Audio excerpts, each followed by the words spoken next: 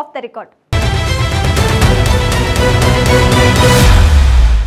కాంగ్రెస్ పార్టీకి కంచుకోటగా ఉన్న ఆ జిల్లాలో సీనియర్లకు చెక్ పడుతోందా? అక్కడి బలమైన సామాజిక వర్గానికి దశాబ్దాల ఆధిపత్యానికి కౌంట్డౌన్ మొదలైందా? తాజా డీసీసీ నియామకాలే దీనికి సంకేతమా? నియర్ల హవాకు బ్రేకులు వేయడంలో సీఎం సక్సెస్ అయినట్లేనా? ఇంతకీ ఈ పరిస్థితి ఏ జిల్లాలో ఉంది? Let's watch the story.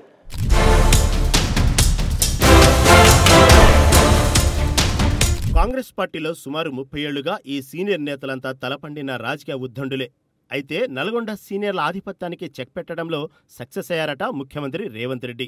ఒకప్పుడు ఈ సీనియర్లు తమ నియోజకవర్గాలతో పాటు పక్క నియోజకవర్గాల్లో కూడా ఆధిపత్యం కొనసాగించేవారు. దీంతో ఆ సాంప్రదాయానికి సీఎం స్వస్తి పలికినట్లు తెలుస్తుంది. 2023 ఎన్నికల సాక్షిగా సీనియర్ల హవా తగ్గించేశారట. భువనగిరి, ఆలేరు, తుంగతుర్తి, నకిరికల్ సెగ్మెంట్లో మంత్రి కోమటిరెడ్డికి పట్టుంది.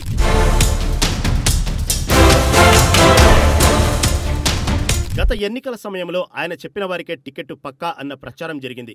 కానీ సీన్ రివర్స్ అయింది.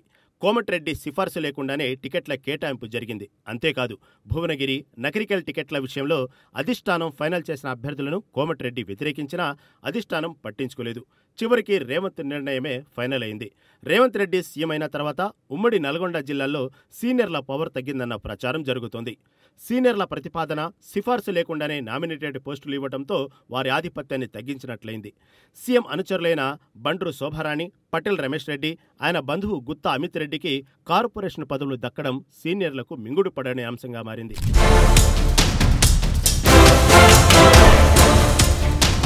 ఇక మునుగోడు ఉప ఎన్నికల సమయంలో కోమటిరెడ్డి వెంకటరెడ్డిని పార్టీ నుంచి వెళ్లిపోవాలంటూ తీవ్ర వ్యాఖ్యలు చేసిన అద్దంకి దయాకర్ రేవంత్ పుణ్యమాని ఎమ్మెల్సీ పదవి దక్కింది. ఇక తాజాగా డీసీసీ నియామకాల అంశం కూడా నల్గొండ జిల్లా సీనియర్లకు షాక్ ఇచ్చినట్లయిందట. రాజకీయంగా రెడ్ల ఆధిపత్యం ఎక్కువగా ఉండే ఉమ్మడి నల్గొండ జిల్లాలో ఆ సామాజిక వర్గానికి డీసీసీ పదవి దక్కలేదు. ఉమ్మడి జిల్లాలో 2 బీసీ, 1 ఎస్సీ సామాజిక వర్గానికి ప్రాధాన్యమిచ్చింది అధిష్టానం. యాదాద్రి భువనగిరి జిల్లా నుంచి ప్రభుత్వ విప్ ఆలేరు ఎమ్మెల్యే బీర్ల ఆలయ్యకు డీసీసీ బాధ్యతలు అప్పగించారు రేవంత్.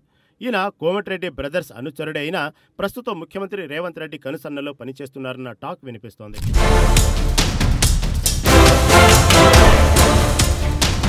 ఇక సూర్యాపేట జిల్లా డీసీసీ పదవి తన సతీమణి కోదాడ ఎమ్మెల్యే పద్మావతికి ఇవ్వాలని ప్రతిపాదన పెట్టారట ఉత్తమ్. ఆయన సిఫార్సును పక్కనబెట్టి గుడిపాటి నరసయ్యకి డీసీసీ పగ్గాలిచ్చారు రేవంత్. ఇక నల్గొండ జిల్లాలో రేవంత్ కోటరీ నేతగా ముద్రపడ్డ ఉన్న కైలాష్ నేతకు డీసీసీ పదవి ఇవ్వడం హాట్ టాపిక్ అయింది. దీనిపై కోమటిరెడ్డి వెంకటరెడ్డి తీవ్ర వ్యతిరేకత వ్యక్తం చేసినా అధిష్టానం పట్టించుకోలేదట. మరో ఆసక్తికరమైన విషయం ఏంటంటే అప్పట్లో మంత్రి కోమటిరెడ్డి వెంకటరెడ్డిని తిట్టిన తిట్లు తిట్టకుండా తిట్టిన 2 నేతలకు కీలక పదవులు దక్కడం ఇప్పుడు జిల్లాలో హాట్ టాపిక్ అయిందట.